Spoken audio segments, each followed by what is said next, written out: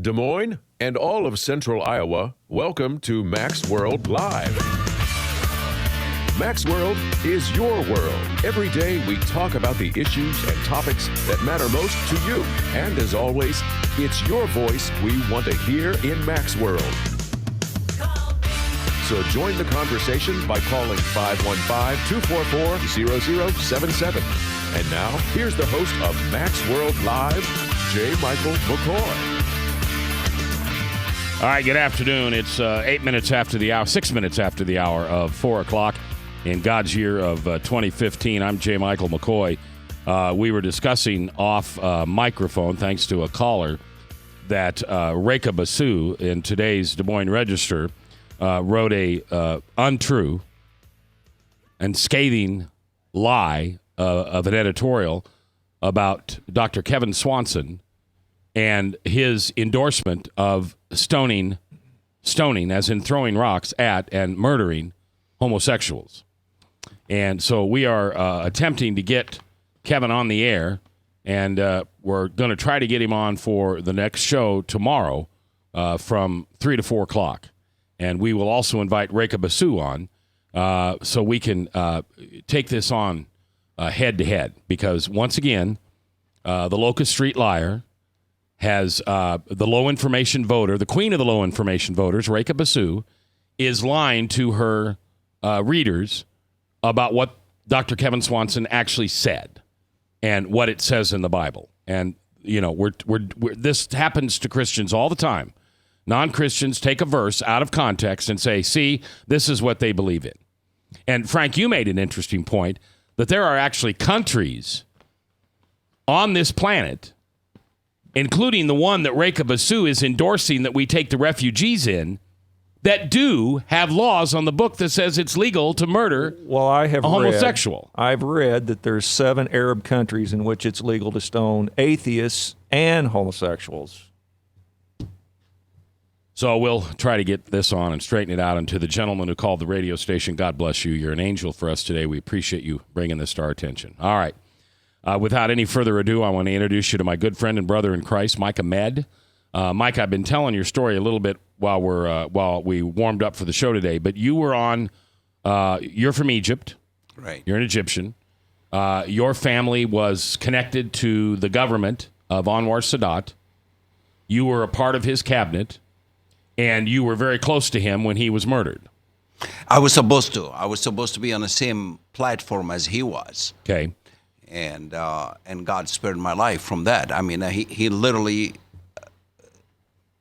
froze me in my tracks where I could not enter. I mean, the military limousine and came to pick me up, and I was waiting for it very anxiously. How old were you? Do I really have to say that? Well, I was saying you were. I was saying you're in your mid-50s now, and Frank said no, you look much older. No. Or no, you said he must. Bob said Bob was and I were speculating. If that's 40 years ago, he must be at least 60.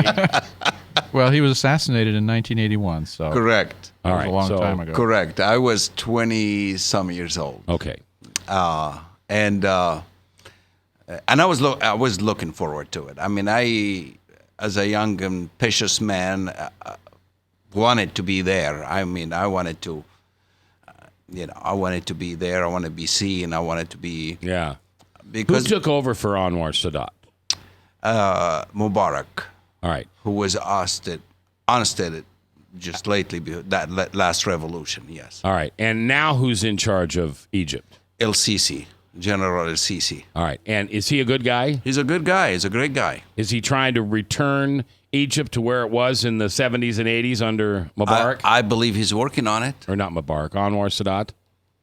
Yeah, I mean, he's on the right track in so many ways. Okay. I mean, there is phenomenal work he's doing there. I am very impressed with him. I'm very impressed that he's the one that I believe was appointed by God for the restoration of the country. As a matter of fact, we're going there in January. Are you? I forgot to tell you that. Are you able to go there safely now, or are you still kind of on a watch list? That changes from day to day, to be honest with you, Mac. It depends. I mean, what I say on the show today, that might put me on the list. Well, don't say anything that's going to put you on the list. All right, if you have questions for Mike, feel free to call in 515-244-0077. All right, so talk to me like do you have a question, Frank? Yeah, I just had a quick question about this assassination attempt. At the time, did you give any thought to, Did you feel thanks and gratefulness to the Lord, to Allah? I mean, at the time of this assassination, when you didn't get killed, did you thank some force that, wow, I could be dead? Actually not. Thank you. That's a great question. And no, I actually, I was disappointed that I was not killed with him, because his assassination, according to Islamofascist, it's an honorable thing. It means he was martyred. That means he will bypass judgment seat and go directly to heaven. So to me, if I would have been, according to what I was taught, if I was killed with him, then it means really that God shined his face on me and accepted me. So for me, the escaping the assassination, it was a rejection of God. Oh, okay. Well, the reason I just mentioned it is there's this in France, there was Paris, there was the attack last Friday, and there was a girl named Jenny Watson who escaped. I think she was on one of the sidewalk cafes, and she made the statement that she was glad she escaped, but she said the universe was on her side. That's the reason I ask. Is I wondered if you gave thought to God, Allah, who you was giving thought to. She apparently thinks the universe was on her side that she escaped. Actually, it was a turning point of my life. Like I said, I took it first as a rejection. Second process of thoughts were, this is pathetic, that they killed a man that done so much. It was a fascinating man. I love that man. He is my hero. Yeah. He earned his keep, his position. He earned it. He was a good man, and he's done a lot. He followed the word of God in the Bible by bringing peace to the Middle East. Mm-hmm. He was brave. He flew. Israel. He tried to approach Israel many times to have peace with them. Talk to the Egyptians and says, you are cousins. And that's a fact. We are. Egyptians and Israelis are cousins. Abraham married Hagar. Mm-hmm. So there is a covenant there. He brought all of that up. And he said, we need to end this nonsense. We're not Arabs, we're Egyptians. So that's the first thing that ticked the Arab world against him. Right.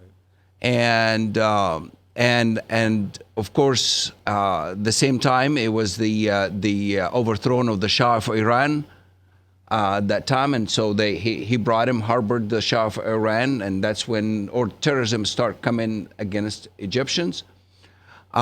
He tried to sign peace with Israel and tried to talk to the rest of the world about what's going on in Libya, of the terrorism camps, and in Sudan, and he's done something about it himself. He went and attacked Libya at that time to stop that nonsense, because my best friend was killed on the border.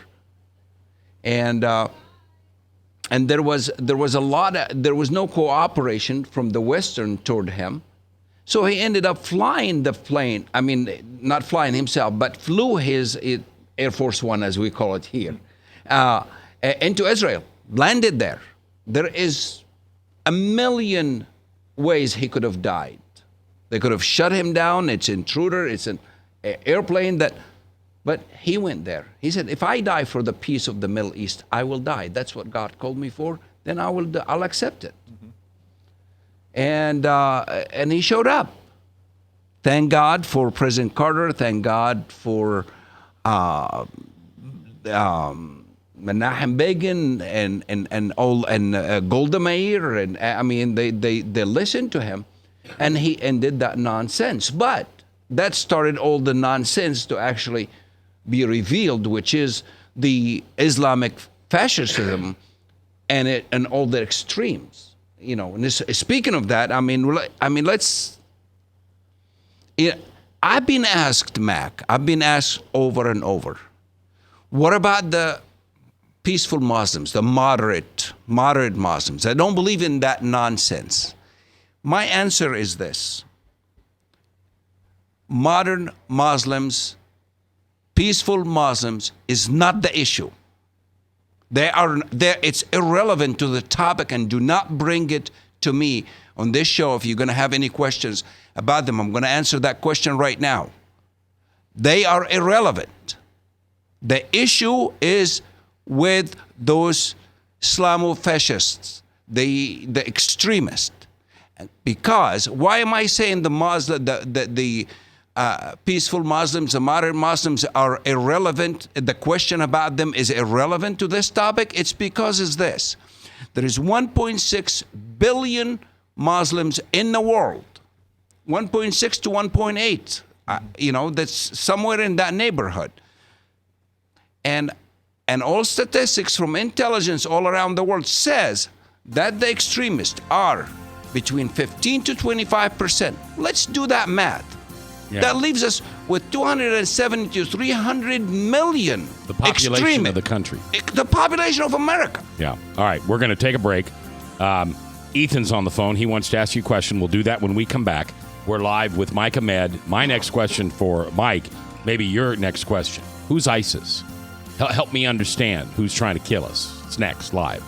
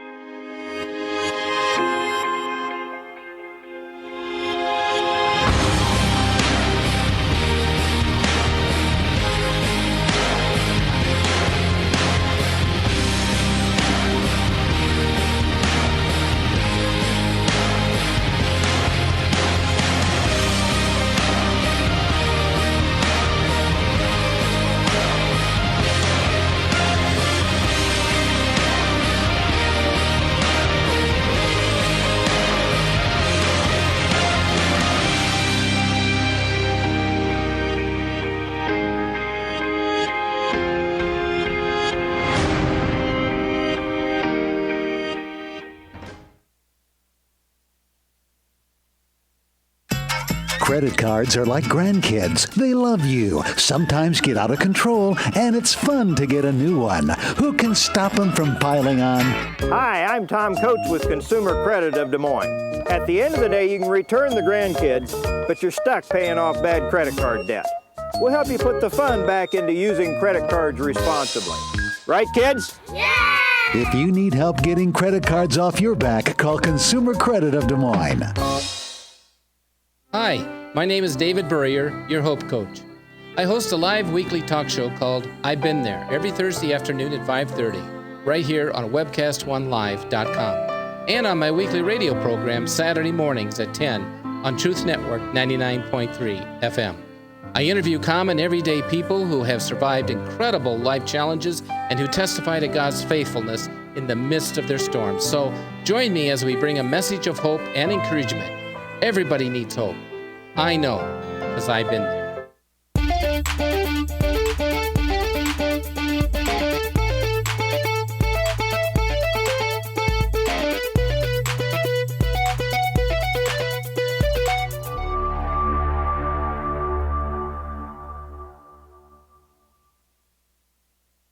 Rock and Prevention is celebrating 25 years of creating a caring community. We want to say thank you to the tens of thousands of Rock High School mentors that have carried our message of health, love, and encouragement to over 1.5 million children, teachers, and parents. Our mentors teach children methods and skills to prevent bullying and drug use. Thank you to all the school administrators, teachers, and counselors for their opportunity to serve you. Rock on, fair citizens. Rock on.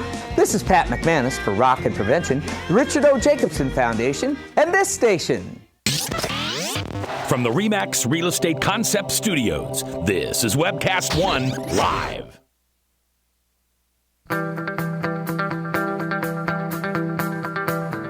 All right, we're back 21 minutes after the hour.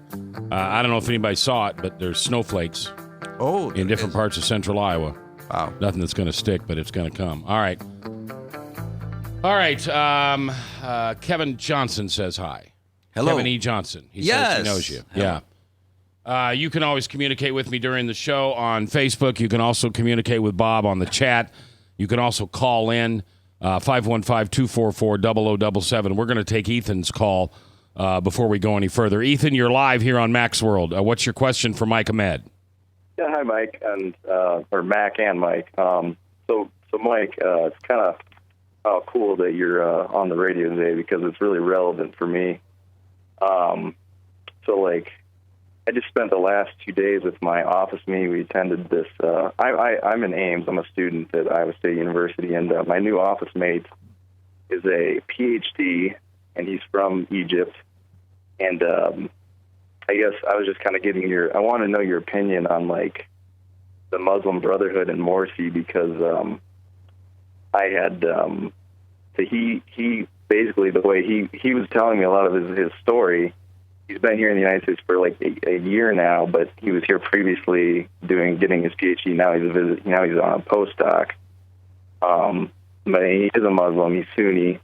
But he actually worked at the same university as Morsi, and he was part of the Muslim Brotherhood movement with him and knew him and lived in the apartment building next to him. And so, he talks about Morsi in such a great way, and he talks about Sisi as being a terrible, murderer, and my office mate, so he's Egyptian, he was telling me that friends and people that he knew were gunned down in some of the riots or the protests, that, he was saying, all those people were unarmed, and I don't know, I just wanted some of your opinion. I mean, he paints Sisi as evil, and this is a guy I share my office with, and I was just wondering, like, is he telling me kind of lies, you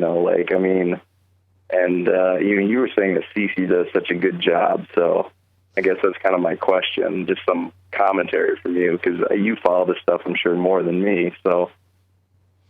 So let me get that straight. You want my opinion on the Muslim Brotherhood? I mean, what do I think of them? Is that what your question? Yeah, I mean, because my office mate, he was part of the Muslim Brotherhood, and he paints them as the good guys, and against. So I guess I don't know, but it's my understanding the Muslim Brotherhood is these days labeled as like a terrorist organization, really. Well, they have been, not just recently, but all their life. I mean, I was born and raised in Cairo, Egypt. They're banned from anywhere around the world, from most parts of the world. Their funding has always been from Islam extremists and so on and forth. They have been arrested and put to jail during Nasser presidency, and then during Anwar Sadat's presidency, and during Mubarak's presidency. They create havocs. They implement the Sharia law. That's what they want to live by. They really, most of my knowledge of Muslim Brotherhood is they really don't even crack the Quran open. They just live off of those ahadiths, which is really nothing but ideologies of somebody's, and they give causing problems. Yes. All right, Ethan, did that answer your question? Yeah, I mean, kind of. It's just I kind of wonder if some of the stuff he was telling me the last few days, because we were talking about the political unrest in Egypt. I'm kind of wondering if he's telling me the whole truth. Does he profess to be a Muslim Brotherhood, a part of them? Yeah. Yes, he does. I would be extra careful. Would you, Ethan? I would probably disassociate. Talk to some authority about this. Okay. All right. Hey, do me a favor, Ethan. Stay in touch with me on that, would you? Okay. Not necessarily on the air, but are you on Facebook? Yeah, but I'm not going to give it out over the radio. No. I want you to find me on Facebook. Okay. You can find me. It's MAC, and it's the initial J. Michael, and McCoy is MCKOY. Mm-hmm. Just communicate with me on private message on that. I don't want to do public. Okay. I just would like to hear some follow-up on this. Yeah, sure. Yeah, I was just concerned because, I mean, he's such a nice guy. And they honestly, all are. In speech, he talks about tolerance, and he talks about he just wants, Christians, Jews, Muslims, everyone to just get along and treat everyone with respect. I mean, so I see that in his speech and in his actions, but I don't know. I still am a little alarmed. So. All right, Ethan, stay in touch with me, all right? Yep, all right. Yep, all right. Thank you for your time, guys. Hey, you bet. Thank you for listening. All right, let's go to 207 where Omar is standing by. Omar, you're live in Mac's World. How you doing? Good, Mac. How about you and Mike? I'm good. Hello. Nice to hear from you. You know Omar. He was in Alpha with you, I think. Oh, Omar, how are you, my friend? I'm doing well. Good. Good to hear from you. Well, as you know, you guys both know my backstory. My father's side of the family all live in Turkey, and they're all Muslim. And, I'm pretty conflicted about what's going on right now. Right. I love them dearly, and I would venture to say they love me and my, the family here in the United States as well. But it's I would say they're bad Muslims because I don't think they follow any of this stuff. Most of the actually moderate Muslims and the people that I actually have a cousin that he's a scholar in the Quran. He's the one that actually waged the war against all Islamic fascists and extremists and all the hadiths. He exposed them. He actually have something. If your dad might be interested, or you might be interested. He's got a program went out. It's called Access Quran. It's a program on a computer that it can help you read the Quran and read the verses of it. And the meanings of it without the translation of the Khalifa. Right now, the movement, Omar, is to establish Khalifas all over again. And my family, they're all Muslims. My friends, they're phenomenal people. I love them. They will take a bullet for me. They actually stand up for me to protect me. When if I get in trouble with the law concerning being that word radda, which is a backsliding from Islam into Christianity. Mm-hmm. I get persecuted for that, and they're there to protect me, to help me survive, and they make it their job to protect me and my family when we come there. Omar, I appreciate your phone call. Did you have another question for Mike? No, that's just like I said, I'm conflicted. I'm concerned. When I saw this thing about what happened in Turkey, was it yesterday at the soccer match? I mean, my heart just sunk. Yeah. I just couldn't believe it. Well, appreciate you listening, and thanks for calling in, Omar. Blessings to you and your bride and your. I think you have a daughter, correct? Yep, I've got two girls. Yeah, that's right. You inherited one. Good job. Yep. All right, Omar, thank you very much. 515-244-0077. Your chance to talk to Mike Ahmed, an Egyptian man who's been in America for 30 years, who's a former Muslim, now a devout Christian, and keeps up with what's going on in the Middle East. You said the word caliphas. Yes. Is that caliphate? It's Khalifa, yeah. Khalifa is the disciples that were with Jesus. Okay. Not with Jesus, with Muhammad. I hate to having this on my ear. I hear myself. There you go. How you doing? The Khalifas are basically like what we have in the Christian faith. We have the four Gospels. So when we say caliphate, that's the same thing? I don't know. It is. We're just pronouncing it different. Yeah. All right, 244-0077. So who's ISIS? Well, before we talk about ISIS, ISIS is a terrorist group. That there's just nobody agrees with them, from the modern Muslims, the countries themselves. Okay. How were they created and how did they come about it? That's a long topic, and it needs a lot more investigation. Okay. To give facts about it. Well, I can. But I believe they were in the making for at least last 10 to 15 years. Yeah, I would say that they were created by this administration leaving Iraq and everything that we were trying to do there, and just walking out and leaving all of our military might, leaving our tanks, our guns, and everything there. And this ragbag bunch of dudes picked it all up, and now they're ISIS. Yep. Short way to saying it. What, Frank? The theory is out there that our country, CIA, etc., was funding ISIS to overthrow Bashar Assad in Syria. Right. Yeah, that's what I heard. Do you believe that? I don't know. I've seen when I was living in the Middle East, I've seen CIA doing hairy stuff.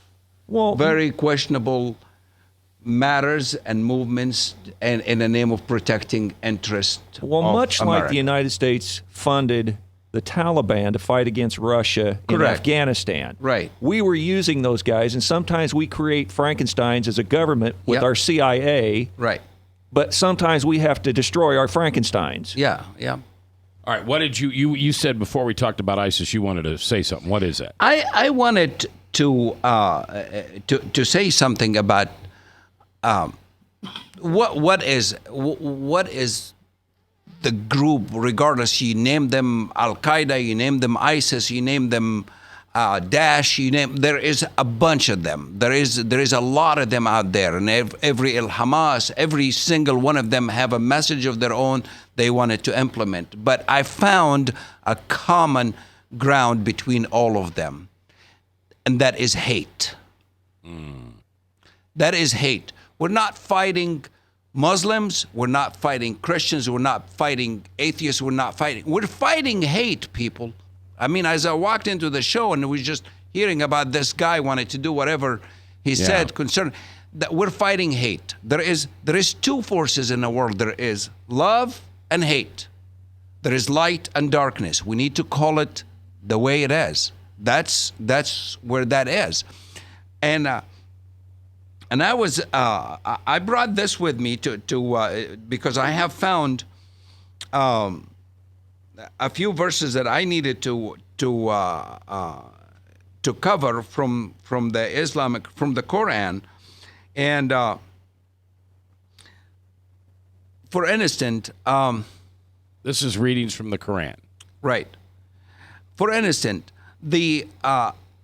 I'll give you a small background before I get that. In the Surah 859, it's chapter 8, verse 59 in the Quran, says, the infidels should not think that they can get away from us. Prepare against them whatever arms and weaponry you can muster, so that you may terrorize them.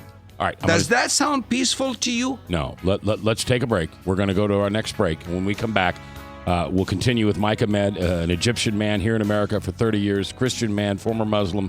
If you've got questions for him, 515-244-0077. From the RE/MAX Real Estate Concept Studios, this is Webcast One Live. I'm Brian Leach, owner of Service Legends, and my position is Chief Talent Officer. I'm Nicholas Wonderscheid. I am Bernie Hobbs. And I'm the Service Manager. Marketing Director and Client Relations Manager.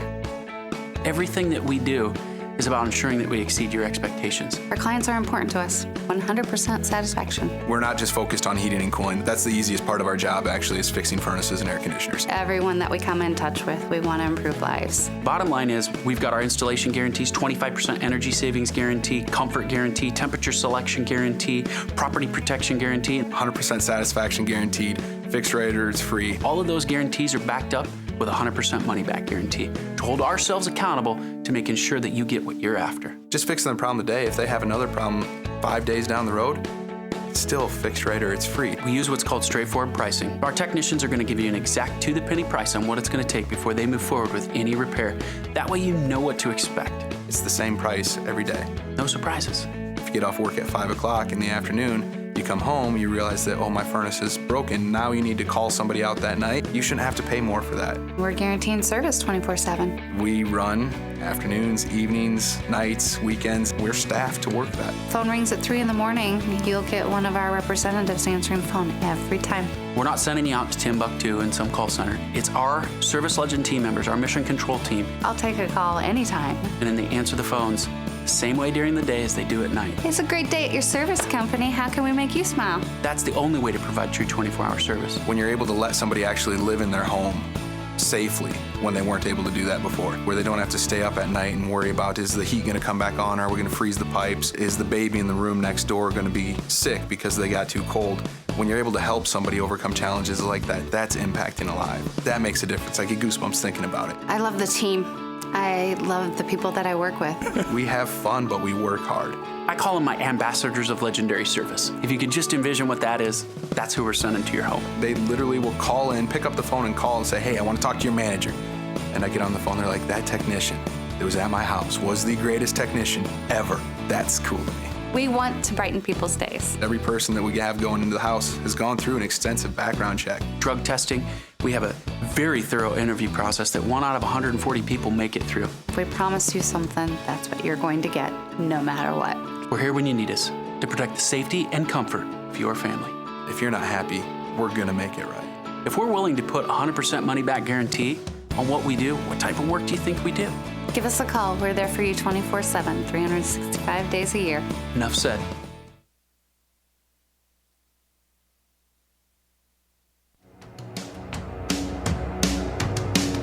All right, we're back. 22 minutes before the top of the hour. Mike Ahmed in studio, an Egyptian man, former Muslim, came to this country 30 years ago, thought he'd convert some Christians to Islam, read the Bible, and Jesus mugged him and said, no, you're mine. And Mike is an amazing guy, teaches Christianity, teaches. I mean, you've done a lot for the Lord over the last 30 years. Not enough. Well, yeah, you have. I mean, if life was done right now, you did more than you could have. I'm happy. I'm ready to go. All right, so ISIS is a ragtag bunch of Muslims. I don't know. I don't. To be quite honest with you, I mean, I agree with Frank, and I've heard that before. We don't even know that they're all made of Muslims. They're all made of hate. Okay, that's what they are. I mean, I confront, like I read that surah earlier, and Surah 8, verse 59, and that what it says about what to do for infidels, and which is you and I and the Everybody Jews else, and the atheists and the gays, everybody else. Is to terrorize them, to muster up as many weapons as you can to do that. And when I confront some a moderate Muslim with that, they says, I didn't know the full implication of what I signed up for. And that brings me back to what happened to me in 81. After God spared my life, I said I felt rejected by God based on the teaching that I missed out. But then I began to think about this man, Anwar Sadat, and what he has done for the country and the world, and the humility that he exerted, and then being killed in the name of Allah. And after that, I said, you know what? I need to know the full extent of what I signed up for. Right. I'm an engineer. This is ridiculous for me just to take on my family, my parents, my grandparents' religion for the sake of being an honor to them. You know what? The heck with it. I'm leaving. I'm going to America. I can just go there, hide. Nobody have to know anything. I need to know this. I mean, to be honest with you, I became agnostic. I just believed there is a God, and that's it. I do not want to believe in a religion by all means. I want nothing to do with organized religion. But God didn't leave me alone. No. He came to me and basically showing me that he hates religion too. Yeah. Jesus called the religious people, "You are of your father, the devil." Well, he called him a brood of vipers also. He called them a brood of vipers. That's exactly. And I was like, wow, I like this dude. That's awesome. I mean, that's just. Mike Ahmed is here. Mike, a question I have for you, and I've asked you this question before, but the answer every time you tell me just shakes my core. My grandchildren and your grandchildren are not safe, are they? Nobody is. From ISIS, from Islam. Evil is running rampant. This is what we see through the Word of God. You're gonna hear wars, rumors of wars. We are among it. He said that's the beginning of the end. We are at the beginning of the end. What we sow today is what we reap tomorrow, now and in eternal life. That brings me to this thing concerning what are we doing as God's people. We need to realize, we Americans, I don't call myself Egyptian American. I'm an American. This is my citizenship. This is a country I'm loyal to. And in order for me to become an American, I had to denounce my Egyptian citizenship. It's not required anymore. They changed that law. I found that out. But what I am loyal to is this.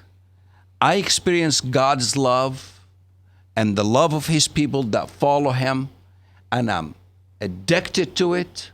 I would take it to the last breath, because God is love. Everything about him is showing that God is love. And love is not love without someone to love. And I wanted to tell you something. What we're talking about all these states that rejecting those refugees. Yeah, 26 states so far. 26 states so far. People, let's look at the Word of God. Let's not convert us to hate. Because this is what the assignment is, Mac. The assignment of what has happened in 9/11, before and after, in Paris and all that stuff, is poking us to find, what are we made of? Are we made of love, or are we made of hate? Because in my kitchen, there is a sponge in there to clean the dishes with. Whenever I squeeze that thing, whatever is there is going to come out. But let's be educated. Let's look at the Word of God. It says right there concerning the foreigners in Leviticus chapter 19, verse 33 and 34. When a foreigner resides among you in your land, do not mistreat them. The foreigners residing among you must be treated as your native born. Love them as yourself, for you were foreigners in Egypt. But what if they want to kill us? What if they want to infiltrate America? We need to stop the American nice and the Iowa nice. We need to look at people with questions. We need to be alert. We need to be vigilant. The Bible tells us, Jesus says, to be as meek as a dove and as wise as a serpent. Yeah. What was the word about a dove? To be as gentle as a dove, yeah, and as wise as a serpent. We need to stop our nice. We need to look at everything with a grain of salt. We need to check everything around us, not looking for a demon under every doorknob, but we need to be wise. We need to give love, and love will take care of everybody. We might have some casualties. We might have some things. We can't prevent it. Our borders are wide open.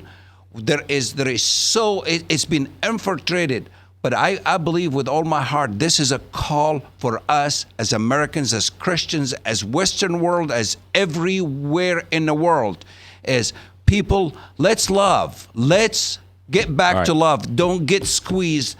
hate out of you. Frank? Hate cannot be squeezed out of me anymore. Let me share something here real quick with you.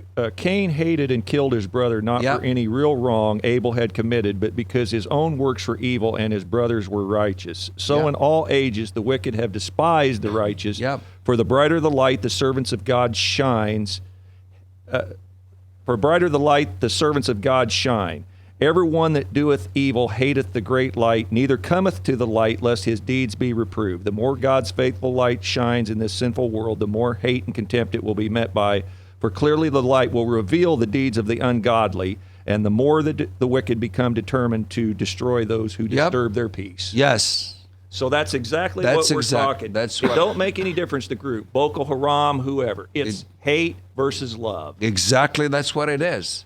And let's not allow this pressure. It's devastating what happened in Paris. It's devastating in 9/11. It's devastating in Madrid. It's devastating everywhere. It's devastating what happened in what I grew up with, where you don't know when is the next bullet got your name on it. I remember living in those terrors. Bob, But do you want to live in that terror again? No. Well, then why would we let refugees come in here? There's no track record of them. There's no way to know whether they're good people or not. They need to be exercised the same way as I came as an immigrant. I was interrogated. Amen. I was interrogated, Mac, way above and beyond a human being can tolerate, investigated. I was told that I cannot leave the country for a year when I submitted my application for immigration when I was in here. And they checked all of that out. All right. We need to. We're made of foreigners. Yeah. Let's take a break. We'll come back with our last portion. How should we do this? If we're going to let these refugees in, how should we do it? And what do we look for within these people? That's it. That's a good question. We look for the love. All right. We're coming back live with Mike Ahmed.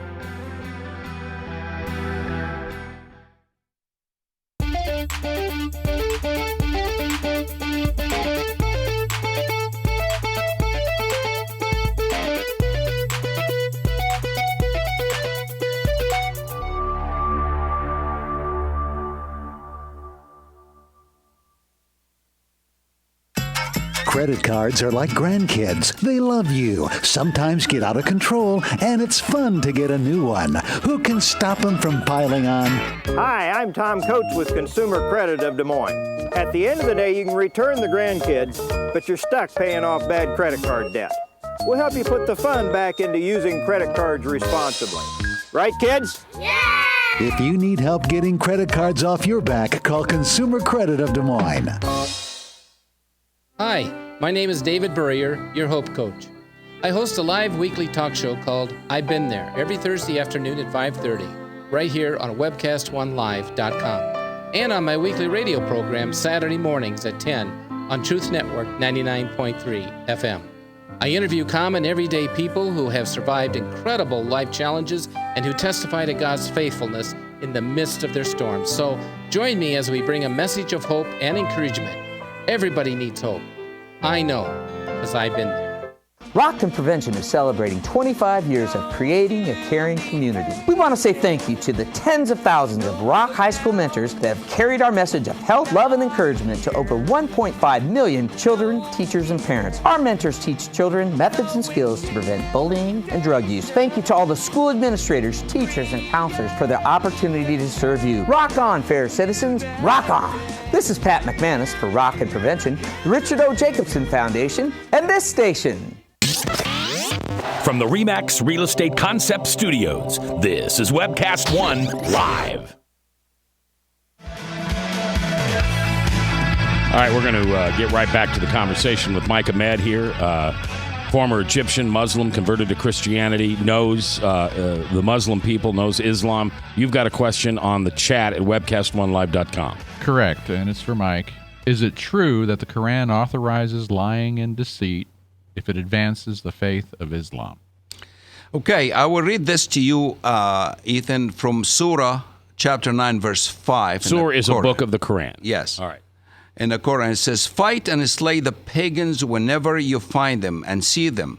Belittle them and lie and wait for them in every strategy of war. That's to answer your question. Yeah. So the answer is yes. You can lie, cheat, and steal. So for you, my friend, the Christians, Jews, moderate Muslims, we're not safe from that kind of teaching. Again, people were talking about hate versus love. Those are the two elements. This is, you always have to remember, you gotta bring it simplified. You gotta make it simple for me. I'm an engineer. If you don't make it simple, I will be all over the world because that's just how we think. I mean, it'll become very, very, very large. And I've done it for myself. The bottom line is love versus hate. And it's hate is out to get love. The darkness is trying to expel the light, which will never succeed. The Word of God proves that everywhere you go. Wake up tomorrow morning. It's a daylight today, but then it will be night. In the meanwhile don't let hate squeeze hate from us, because you know what? We all have seeds of hate. We all have been, because we had a falling nature. And thank God for the grace of God and the love of God that saturates us. And I hope that the love of God is what comes out. Let me leave you with this thought.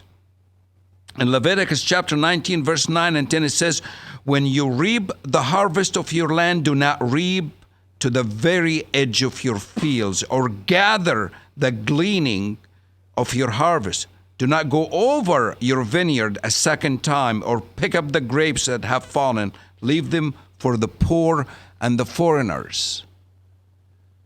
This is not only one reference. I got so many references concerning this. I brought a lot of notes and an iPad, but we don't have a whole lot of time. But my point to you is this. I have an issue. I have a problem with accepting 10,000 refugees in Iowa. Not because they're refugee, not because they were prosecuted Christians and coming to take refuge, or prosecuted Muslims by ISIS. That's not the issue. Why I have an issue with accepting 10,000. 10,000 is a lot for us, because, my friend, I was processed in my immigration 35 years ago. And at those days, as a matter of fact, my attorney told me, it costed me over $10,000. And they says it cost the government was at those days over $70,000 to process one immigrant. Obama, you're giving me 10,000 of them to process him when we are broke? Yeah. Well, so what did you feel Friday night when you heard about Paris? I was devastated. Mac, all that stuff brings me back to what I grew up with. You could understand, as a 6-year-old kid, we're required to still go to school, but we were bombed. We were bombed. I mean, our houses, you had to block the windows just like you have in a hurricane over here. You can't go outside. You can't turn on the lights. The headlights of the cars are covered black or painted blue or black, so you don't see them. The planes don't bomb them. All the wars against us. We had to be moved from one city to the next. Do you think that's going to happen here in America? I've seen it some parts of America, yes. You already seen it here? Yes. I had a question also. Isn't it true, and I've heard this, that many Muslims are finding Christ? Yes. And they're coming to Christ? Yes. And the darkness is trying to expel the light, and we are not going to allow this. Join me. If I'm on this show for today, this is what join me. Keep your light shine. Keep the love of God in your heart, and God will give us wisdom. And let's stop the American naive in us. I'm going to look at you. I'm not going to give you all my trust. You got to earn it, Bob. You got to earn it, Mac. We got to get back to being wise and do our thing, but yet not let our guards down where hate can get hold of us. That's what I'm saying. I don't know about you, but I see this as the last conflict of civilizations on this earth, good versus evil, and I think Satan is going to use this radical Islam, radical extremism. It's just a clash of civilizations between good and evil. It's an old military strategy: divide and conquer. He's dividing the world, so he can conquer. Christians. Yes, he's dividing Christians. Yes. I've been told that Sharia law and the United States Constitution cannot exist in the same place. No, they cannot. So we have an area in Michigan, in Detroit, that Muslims have taken over and put in Sharia law. Don't we have as a country to go in there and say no? Well, they're using our democracy against us. I mean, that's a freedom of speech. Right. I mean, they can't come. I mean, most of the, apart from the United States, most parts of the world, Norway, every other. I just talking to a missionary in Norway. The government had to look at your sermon a month in advance before you say it. They have so what do we want to do that here? No, we don't want to do Well, there is a price for that. Yeah, there is. But we need to be wise, and we need. To be honest with you. This is a call and wisdom. We got to meditate. It's called for love and wisdom. Could we call that tough love? You can call it anything you want. I mean, it's not that. It's The not father- this the father wussy turn spanks the other those who cheek. he loves. Okay. I mean, this whole turn the other cheek stuff. No. This is not the time to turn the other cheek against ISIS and the refugees Heck and anything. No. All right. Thank you for being here. I love you. You're welcome. I wish you'd come on every day. He used to have his own show here. Yes. And I've been thinking about it again. Have you? Well, I have. I'd love to have you here. Thank you. What you have inside you, so many Americans need to know, and the love you had for Christ, so many Muslims need to know. Yeah. You could reach both at the same time. But anyway. All right, Mike Ahmed. Tomorrow, the end of life. What rights do we have at the end of life? We talk about the rights at the beginning of life, the right to life. There's an entire right to life movement going on for the end of life, and you may not be aware of that. I've got some incredible people coming in studio and on phone tomorrow to talk about that. As you probably know, we lost my mother-in-law this past year, and her right to life was taken from her legally. Yes, and you need to be aware of this. Some of the top experts in the country will be with us tomorrow. That's tomorrow afternoon right here on Max World Live. And until we see each other again, please forgive. Forgive whatever resentment you carry. Please. Because as you forgive, you shall be forgiven. I'll see you in church.